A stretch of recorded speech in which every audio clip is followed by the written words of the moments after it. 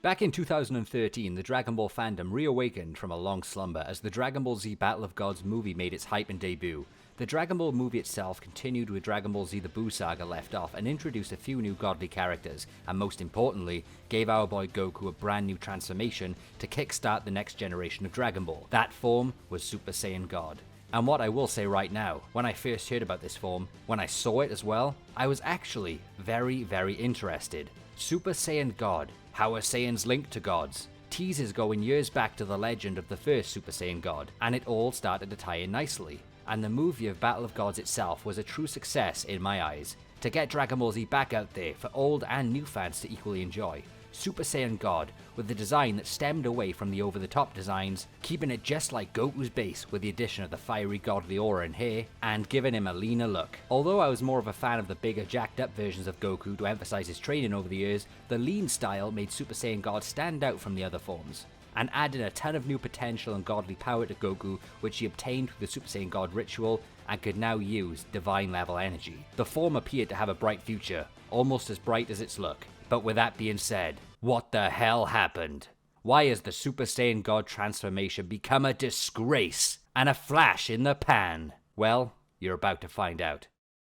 Battle of Gods aired in Japan on March 30th, 2013, and I don't recall nothing major happening in Dragon Ball news until 2 years later on April 18th, 2015, when Dragon Ball Z Resurrection F was then the next film in the Dragon Ball Resurgence to air. Now you can look at Resurrection F as a success if you want, but in terms of story, it was playing on nostalgia and added the fan service of bringing back Frieza. The biggest problem with Resurrection F was bringing in another transformation for Goku, and this time Vegeta too. Need I remind you, Dragon Ball Super had not started airing its episodes yet. There was still a couple of months to go before its original run on July 5th, 2015, as far as I can recall. The problem in itself was the movie came off Battle of Gods, where at the end of that movie, the Super Saiyan God transformation had a huge appearance, and albeit failed the job of defeating Beerus, there was a more important message, and that was Goku still had a long way to go to utilize that power. And that was great. At the time, coming off Dragon Ball Z with Goku being the hero alongside Vegeta, you didn't want that to be all for them, and we wanted to see them continue their training journey, and this was a great addition for us. Super Saiyan God still had mountains to be explored, and I'm talking about just the form in itself. Tons of godly techniques to discover, mastering the form itself through training, seeing it battle different opponents. Those were the things we wanted to see more out of Super Saiyan God. It was like unfinished business at the end of Battle of Gods, like Rocky 1. You wanted to see a Rocky 2 with a stronger Super Saiyan God versus Beerus. But what happened? We get Resurrection F. Replace the threat of Beerus with Frieza once again, and give Frieza the biggest ass pull of a power-up in the history of Dragon Ball, catching up to a post-Buu saga Goku all of a sudden. Anyway, if that wasn't the big thing, Resurrection F promotes the almighty Super Saiyan God Super Saiyan, or Super Saiyan Blue. But the problem with introducing the so-called Super Saiyan God with the power of a Super Saiyan was that it was too much, too damn fast. Like imagine Goku getting Super Saiyan on Namek against Frieza, then a few episodes later he gets Super Saiyan 2 against Frieza, like faster than that. And it gave Super Saiyan God no time to develop. Instead, it was instantly suffocated by this new blue hair recoloring of the original Super Saiyan. And that's all it was in terms of design. Super Saiyan 1 with blue hair.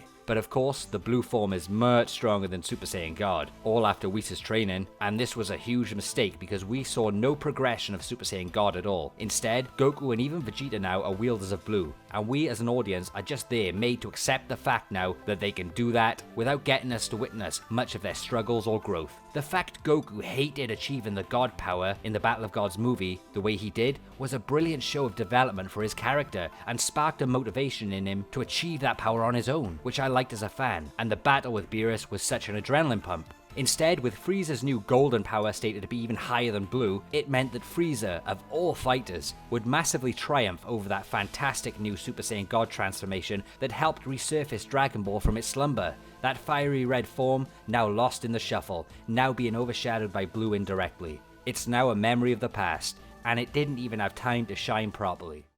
I actually don't think we even see Super Saiyan God in Resurrection F at all. It would have been great if we saw Vegeta obtain it, and spend a bit more time in that form before moving on to something else. Heck, you know what? Better writing for the Resurrection F movie would have been to never introduce Blue in the first place, and they should have just focused on Super Saiyan God being the primary form for Goku and Vegeta, where they're striving to master it. that would have been the perfect pace. Battle of Gods is achieving the form, Resurrection F is mastering the form, which means they could have still beat Frieza using form expertise than pure power. Too much too soon. Of course, Goku is the poster boy to have the form in Battle of Gods, but Resurrection F would have been 10 times better if it was Vegeta's show and he obtained the Super Saiyan God, and that would have been poetry for Vegeta to beat Frieza, but a Saiyan God, and it's the prince. Eat that, you tyrant. Now, in the Dragon Ball Super anime, I will give them credit for giving Super Saiyan God a lovely looking transformation sequence and spending a bit of extra time with the form in the Beerus fight. Props there. Also, some cool unique healing ability. I mean, wow, this form had its own potential to be explored. Such a mystery that could have been drawn out a bit longer to keep us drooling for more, but it just seems like it was scrapped, everything. Except we get boring blue. I don't think it ever really appeared until, forgive me if I'm wrong, but the Tournament of Power in the anime? I mean, I guess they did try to use it here and there, but by that point, if I'm honest guys, Goku had way too many forms under his belt at that point, including the Blue Kaioken Amp, which made Super Saiyan God the Super Saiyan 3 of Dragon Ball Super. It became a form right in the middle, where there's no real point in it anymore. Super Saiyan 2 was the warm-up form to gauge fighters' powers, and Blue was a serious form. Kaioken Blue was for extreme situations, meaning Super Saiyan God had just been rendered obsolete, and it was too late for it despite attempts for cool moments against Kale and Cauliflower. But I mean, look at Jiren blocking Super Saiyan God. What a way to kill a form. The same thing with the Broly movie. Super Saiyan God looks so good on screen. Heck, I'd even say it looks better than Super Saiyan Blue. There's something about it. But you knew in the back of your mind that it was just a pointless level before Blue in the movie. It almost looked like God would have been much better as the top end form in that movie instead of Blue. Imagine seeing Gogeta God. You know, that would have been more prestigious in my eyes. Super Saiyan Blue murdered Super Saiyan God. And with that notion, you knew Super Saiyan God was just a punch bag for the new badass Broly. Look how disrespected the legendary Super Saiyan God is right here, against a Saiyan who can't even go Super Saiyan yet. This is meant to be Super Saiyan God. Think about that name a second when it was first introduced to us. The form that brought Dragon Ball Z back into the world strongly. Meh, whatever. The wheel keeps on spinning. Money, money, money, money, money. So let's quickly discuss the manga of Dragon Ball Super. Now, the manga portrayal is different, and I will give them credit for utilizing Super Saiyan God with more effort, but when we look back at it, was it really treated with prestige?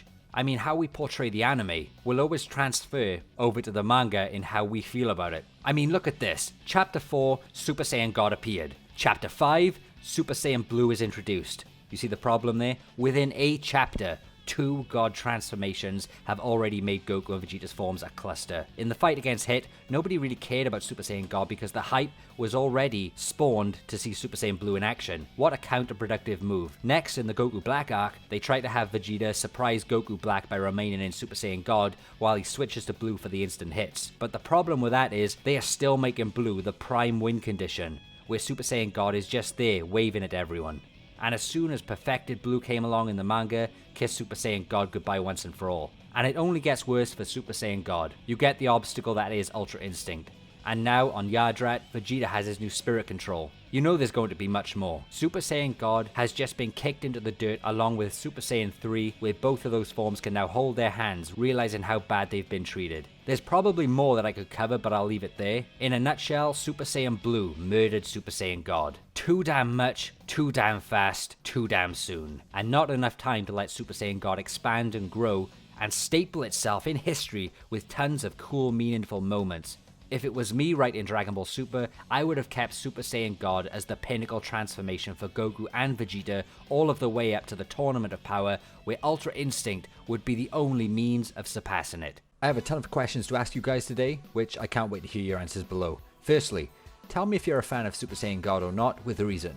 And secondly, how do you think it's been portrayed in Dragon Ball Super? Good or bad? And finally, do you think there is any hope of it maintaining prestige in the future?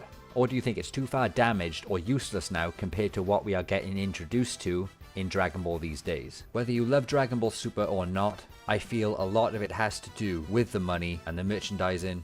And because I'm a very passionate Dragon Ball fan, it pains me to see such amazing concepts with so much mystery being treated like they're expendable and thrown away so more money can be made with something else. Farewell, Super Saiyan God. I liked you.